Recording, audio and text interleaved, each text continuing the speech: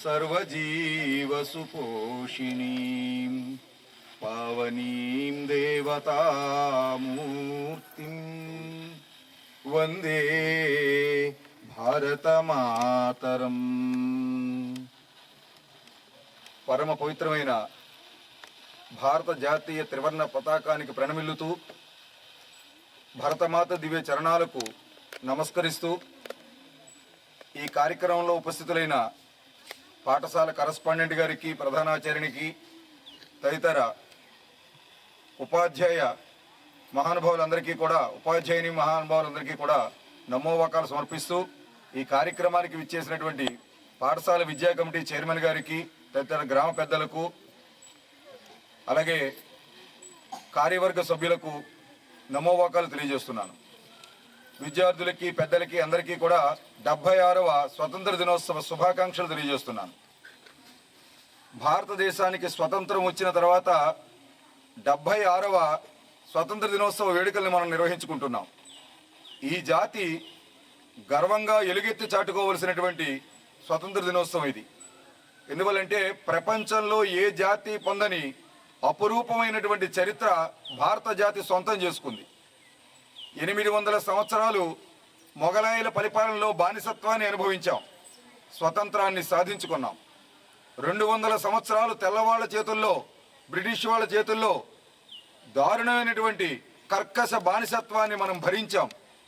ఇప్పుడు మనం కూర్చున్న ఈ నేల నుంచి స్వతంత్ర ఉద్యమ పోరాటం నడిపినటువంటి మహానుభావుడు, ఈ గడ్డ మీద తన అడుగిడినటువంటి అల్లూరి సీతారామరాజు, కాటన్ దొర, మల్లు దొర, గంటం దొర ఇలాంటి మహానుభావులు ఈ ప్రాంతంలో కూడా తెల్లవార యొక్క పాలనని ఈ దేశం నుంచి తరిమి కొట్టాలని ఎన్నో రకాలైనటువంటి పోరాటాలు, ఉద్యమాలు చేసి అనేక మంది మహానుభావులు, మహాత్మా గాంధీ, సుభాష్ చంద్రబోసు, బాలగంగాధర తిలక్, రాజగురు, సుఖదేవు, భగత్ సింగ్ ఇట్లాంటి ఎంతో మంది మహానుభావులు వీరోచిత పోరాటాలు చేసి బ్రిటిష్ వారిని ఈ దేశం నుంచి తరిమి కొట్టారు. ఈరోజు స్వతంత్రాన్ని పొంది 76వసారి మనం స్వతంత్ర దినోత్సవాన్ని జరుపుకుంటున్నాం. చిన్నారులు పెరిగి పెద్దవాళ్ళు అయిన తర్వాత ఈ దేశపు పౌరులు కాబోతున్నారు మీరు. కాబట్టి ఈ వయసు నుంచి కూడా ప్రాథమిక పాఠశాల స్థాయిలో కొన్ని విషయాలు తెలియకపోవచ్చు.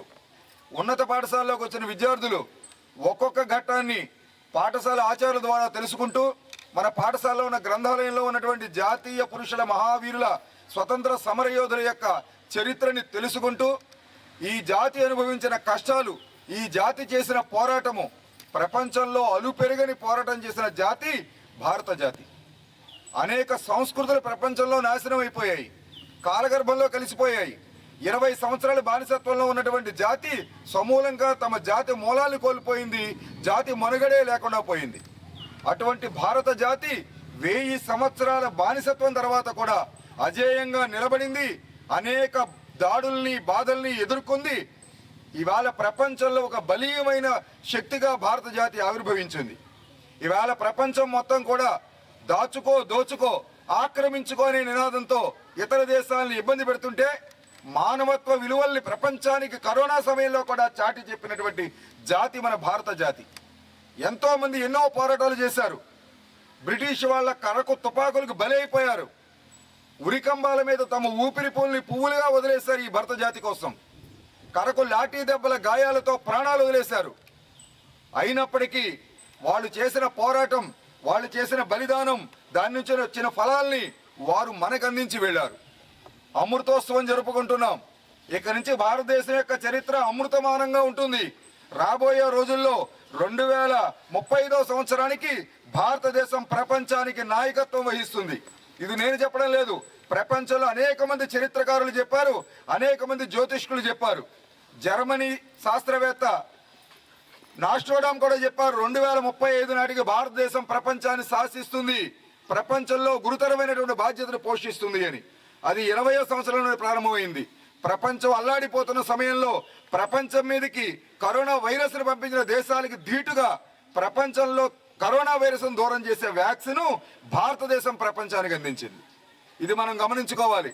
ఏనాడు కూడా విలువలని వదలని జాతి భారత జాతి. మనం చిన్నతనం నుంచి కూడా ఈ విలువల్ని పెంపొందించుకోవాలి. సత్యం మాట్లాడాలి, సమయ పాలన పాటించాలి, చదువు బాగా చదవాలి, పెద్దవాళ్ళని గౌరవించాలి, మన దేశాన్ని ధర్మాన్ని గ్రహించాలి, మన ఆచార వ్యవహారాలని మన సాంప్రదాయాల్ని పాటించాలి, అన్నిటిలో ముందుండాలి. కాబట్టి ఈ దేశము మనకి అన్నీ ఇచ్చింది. ఇందాక పాటలో కూడా చిన్నారులు పాడారు, ఇది రత్నగర్భ, ప్రపంచంలో ఇంతటి సంపదలు రాని ప్రపంచంలో ఎక్కడా లేదు. ప్రపంచం బట్ట కట్టుకోవడం అంటే ఏమిటో తెలియని సమయంలో భారతదేశంలో పట్టు వస్త్రాలు నేశారు. ప్రపంచంలో జంతు చర్మాలతోటి చెట్ల ఆకులతోటి వస్త్రాలు కట్టుకుంటున్న సమయంలో, చెట్టు తొర్రల్లోనూ కొండ గుహల్లోనూ నివసిస్తున్న సమయంలో భారతదేశంలో బహుళంతస్తుల భవనాలు నిర్మించారు. ఈ మరుగున పడినటువంటి చరిత్ర బయటకు తెచ్చే ప్రయత్నంలో కేంద్ర ప్రభుత్వం కూడా 2023 సంవత్సరం నుంచి భారత జాతీయ విద్యా విధానాన్ని అనేక మార్పులు చేసింది. మన దేశ వాస్తవ చరిత్ర మన పిల్లలకి తెలియాలి. ఎవరైతే తన దేశ చరిత్రను తెలుసుకుంటారో వాళ్ళు ఆ దేశం పట్ల మమకారము, శ్రద్ధ, అభిమానము, గౌరవము, బాధ్యత కలిగి ఉంటారు. కాబట్టి మన దేశ చరిత్ర మనం తెలుసుకునే అవకాశం ఈ 75 సంవత్సరాలు చాలా తక్కువ వచ్చింది. ఇప్పుడు మీ పాఠ్య పుస్తకాల్లో 2023 నుంచి ఎవరెవరు మహానుభావులు ఈ దేశం కోసం కష్టపడ్డారు, ఎవరెవరు ఏ విధమైన బలిదానాలు చేశారు, ఎంతమంది కష్టంతో ఈవేళ మనం ఈ స్వతంత్రం అనే పాయసాన్ని గ్రోలుతున్నాము. కాబట్టి ఈ కష్టం వెనకాల ఉన్న వాళ్ళ బలిదానాలు ఏమిటి, వాళ్ళ ఆత్మత్యాగాలు ఏమిటి? ఒక మహానుభావుడు బ్రిటిష్ వాడు కాల్చుతుంటే నువ్వు కాల్చడం కాదు, ఈ శరీరాన్ని నీ తుపాకీ తోటాలకు బలి చేయను, నన్ను నేనే కాల్చుకుంటాను, తల్లి భరతమాత ఒడిలోకి వెళ్ళిపోతానని చెప్పి చంద్రశేఖర్ ఆజాద్ తనని తనే కాల్చుకుని అలహాబాద్లో ఆల్ఫ్రెడ్ పార్కులో భరతమాత ముందు ప్రాణాలు వదిలేశాడు. ఇవాళ అక్కడ ఉన్న ఆల్ఫ్రెడ్ పార్కు చంద్రశేఖర్ పార్క్ అయింది. ఝాన్సీ లక్ష్మీబాయి ఆయన మీద హీరోస్ బ్రిటిష్ పోలీస్ అధికారి దాడి చేస్తే అతను కాల్చే అవకాశం ఇవ్వకుండా తనకు తనే చితి పేర్పించుకొని బాబా గంగారాం దాస్ జీ ఆధ్వర్యంలో ఆ చితిని వెలిగించమని ఆజ్ఞ చేసి ఆ చితి మీద నవ్వుతూ ప్రాణాలు వదిలేసింది భరతమాత కోసం. గమనించాలి, తన ముందే తన కొడుకుని నిలబెట్టి ఆ కొడుకు ప్రాణాలు తీసి తన నోట్లో కొడుకు గుండెకాయను పెట్టి ఆ రకంగా హింసించినటువంటి మొగలాయల నుంచి తన ప్రాణాన్ని తను తృణప్రాయంగా వదిలేసినటువంటి మహానుభావుడు నాందేడు నుంచి మనకి ఇవాళ బందా బైరాగిని గుర్తు చేసుకోవాలి మనం. చిన్న పిల్లలు జొరావత్తు, ఫతే సింగ్, గురు గోవింద్ సింగ్ పిల్లలు ఈ దేశ ధర్మాల కోసం సజీవ సమాధి చేసేస్తుంటే వాళ్ళు ఏమాత్రం అనకక వెనకక వెనుకడుగేయక జంకక నిలబడి సజీవ సమాధి అయిపోతున్న ఆనందంగా వాళ్ళు ప్రాణాలు వదిలేశారు ఈ దేశం కోసం. ఇంతటి మంది మహానుభావులు, ఇంతటి త్యాగధనులు, ఇంతటి మహాపురుషులు ఈ దేశం కోసం త్యాగం చేస్తే వచ్చిన ఫలితమే మనకి స్వతంత్రం. స్వతంత్రం అంటే జెండా ఎగరేసి మన బాధ్యత అయిపోయింది అనుకోవడం కాదు. స్వతంత్రం అంటే ఈ ఫలాలు అతి సామాన్యుడి వరకు అందించిన రోజున అప్పుడు నిజమైన స్వతంత్రం వచ్చినట్టు. వివేకానంద స్వామి చెప్పినట్టు ఈ దేశంలో ఒక్క పేదవాడు కూడా ఆకలితో చావడానికి వీర్లేదు, పేదవాడే కాదు ఒక కుక్క కూడా ఈ దేశంలో ఆకలితో చావడానికి వీర్లేదు అని ఆయన చెప్పినటువంటి ఆ మాట మనకి శిరోధార్యం కావాలి. ఈ స్వతంత్ర దినోత్సవం రోజుని ఈ దేశంలో ఉన్న ప్రజలు సుఖశాంతులతో ఉండాలి. తిండికి కానీ, బట్టకు కానీ, గుడ్డకు కానీ, విద్యకు కానీ, ఆరోగ్యానికి కానీ ఏ విధమైనటువంటి లోటు లేకుండా అన్ని సౌకర్యాలు మనం వాళ్ళకి అందించిన రోజున, మన ప్రభుత్వాలు అందించిన రోజున, మన పాలకులు అందించిన రోజున అప్పుడు నిజమైన స్వతంత్రం వస్తుంది. కాబట్టి అటువంటి స్వతంత్రం రావడానికి రేపు కాబోయే పునాదులు మీరు చిన్నతనం నుంచి వినయం నేర్చుకోండి. మీకు ఈవేళ చేయవలసిన బాధ్యత మీకు ఏమిటి అంటే చదువుకోవడం, క్రమశిక్షణ నేర్చుకోవడం, ఉపాధ్యాయుని గౌరవించడం, పెద్దల్ని గౌరవించడం, చిన్న సేవలు మనం చేయడం సమాజం కోసం. మొక్కలు నాటడము, మొక్కల్ని పెంచడము, ఇట్లాంటి చిన్న సేవలు చేయడం చిన్నతనం నుంచే కనుక మీరు అలవాటు చేసుకుంటే మహానుభావులైనటువంటి త్యాగధనులు, సుందర సమరయోధులు చిన్నతనం నుంచి నేర్చుకున్న వాళ్ళే. ఒక గుర్ర బగ్గి తన ఇంటి ముందు నుంచి వెళ్తుంటే తదేకంగా చూస్తున్నటువంటి వివేకానందని తల్లి అడిగింది, ఏమిటి అలా చూస్తున్నామని. నేను ఆ గుర్రబండి తోలాలనుకుంటున్నాను అంటుంది. లోపలికి రమ్మని తీసుకెళ్లి తన ఇంట్లో ఉన్న గీతాచార్యుడి ఫోటో చూపించి అర్జునుడిని రథం మీద పెట్టి ముందుకు తోలుతున్నటువంటి శ్రీకృష్ణుని చూపించి నువ్వు ఈ గుర్రాన్ని తోలాలి, ఈ గుర్రబండిని తోలాలి, నువ్వు ఆ గుర్రాన్ని కాదు అని చెప్పి వివేకానందని తయారు చేసి సమాజాన్ని రక్షించింది. కాబట్టి తన బిడ్డని చిన్నతనం నుంచి కూడా పెంచి పెద్దవాడిని చేసి ఛత్రపతి శివాజీని చేసి సమర్థ రామదాసు దగ్గర శిక్షణ ఇప్పించి తిరిగి ఆయన్ని 800 సంవత్సరాల బానిసత్వం నుంచి భారతదేశాన్ని కాపాడేటటువంటి పదపాహిషాన్ని చేసింది ఛత్రపతి శివాజీ తల్లి జిజియామాత. ఎందుకు చెబుతున్నానంటే ఇవన్నీ మీరు తెలుసుకోవాలి. రేపు మీరు ఈ దేశాన్ని కాపాడవలసినటువంటి వ్యక్తులు మీరు. కాబట్టి ఈ దేశం మనకి అన్నీ ఇచ్చింది. ఈ దేశానికి మనం ఏమివ్వాలంటే బాధ్యతతో దేశ అభివృద్ధికి మనం పాటుపడాలి. అది చిన్నతనం నుంచి మీరు చేయాలని అటువంటి శక్తిని, అటువంటి ఆలోచనని మీకు మన పాఠశాల ఆచార్యులు ఇవ్వాలని దానికోసం గిరిజన వికాస కేంద్రం, విశ్వ హిందూ పరిషత్తు నిరంతరము మీ వెంట ఉండి ఈ సేవను మీకు అందిస్తుందని ఇవాళ భారతదేశంలో అనేక ప్రాంతాల్లో విశ్వ హిందూ పరిషత్ ఆధ్వర్యంలో అనేక సేవా ప్రకల్పాలు నిర్వహిస్తున్నాం. పాఠశాలలు ఉన్నాయి, గురుకుల పాఠశాలలు ఉన్నాయి, హాస్టల్స్ ఉన్నాయి, వైద్యాలయాలు ఉన్నాయి, అలాగే వృద్ధ శరణాలయాలు ఉన్నాయి, బేబీ కేర్ సెంటర్లు ఉన్నాయి. ఇలా దేశం మొత్తం మీద 1,20,00,000 సేవా ప్రకల్పాలని ఏకోపాధ్యాయ పాఠశాలతో సహా బాల సంస్కార శాలలతో సహా మనం నిర్వహిస్తున్నాము. ఎందువల్లంటే జాతిలో మార్పు రావాలి, నిద్రాణమై ఉన్నటువంటి జాతిని మేల్కొల్పాలి. ఈ దేశం నాది, ఇది నా వజ్జ, ఇది నా బొజ్జ, ఇది నా పుణ్యభూమి, ఇది ధర్మభూమి, ఇది కర్మభూమి, ఇది తపోభూమి, ఇది వేదభూమి, ఇది దైవభూమి. ఈ భూమిని రక్షించుకోవడం ఆవిడ సంతానంగా భరతమాత బిడ్డగా నా బాధ్యత. దీన్ని నేను కొనసాగిస్తాననే ప్రతిజ్ఞ మనం అందరం చేయాలి. ఇందులో అనేక రకాలైనటువంటి అసమానతలు ఉంటాయి. ఒకళ్ళు డబ్బున్న వాళ్ళు ఉంటారు, ఒకళ్ళు డబ్బు లేని వాళ్ళు ఉంటారు. కులం పేరుతో సామాజికంగా నేను గొప్పవాడిని అనుకునేవాడు ఉంటాడు, నేను తక్కువవాడిని అనుకునేవాళ్ళు ఉంటారు. కాబట్టి మనం కుల భేదాలను పాటించకూడదు. సమరస్త ఇక్కడ ఉన్నటువంటి విద్యార్థులందరూ కూడా మన అందరిది ఒకటే కులం. ఏ కులం? భారత కులం. మనందరి తల్లి ఒక్కరే. ఎవరా తల్లి? భారత మాత. ఆవిడ బిడ్డల మనందరం కూడా. కాబట్టి ఇది గుర్తుంచుకోవాలి. మనం చదువుకునేటప్పుడు, విజ్ఞానం సంపాదించేటప్పుడు మనం బ్రాహ్మణులము. మనం కనుక బయటకు వెళ్ళినప్పుడు ఏదైనా ఆపద వచ్చినప్పుడు మనం రక్షించుకుంటూ మన పక్కన స్నేహితుని రక్షించేటప్పుడు మనం క్షత్రియులము. మనం కావలసిన వస్తువులు కొనుక్కుంటున్నప్పుడు, మన దగ్గర వస్తువులు ఎవరికైనా ఇచ్చేస్తున్నప్పుడు మనం వైశ్యులము. మనం 10 మంది కోసం పనిచేసేటప్పుడు మనం శూద్రులము. 4 వర్ణాలు మనలోనే ఉన్నాయి. కాబట్టి మనం సమానతని పాటించాలి. సమానతనే కాదు, సమరసతను పాటించాలి. మనందరము ఒక్కళ్ళమే అనే భావన చిన్నతనం నుంచి పెంచుకోండి. చిన్నతనం నుంచి నిజాయితీగా ఉండండి. తెలియక ఏదైనా తప్పు చేస్తే మీ టీచర్స్ అడిగినప్పుడు, మీ ఆచార్జీ మాతాజీ అడిగినప్పుడు నిజమేనండి నేను తప్పు చేశానని చెప్పేయండి. రేపొద్దున మీలోంచి ఒక భగత్ సింగ్ వస్తాడు, ఒక రాజుగురు వస్తాడు, ఒక అల్లూరి సీతారామరాజు వస్తాడు. ఎందువల్లంటే ఇక్కడ అల్లూరి సీతారామరాజు వదిలిన గాలిని కూడా మనం పీల్చుకుంటున్నాం.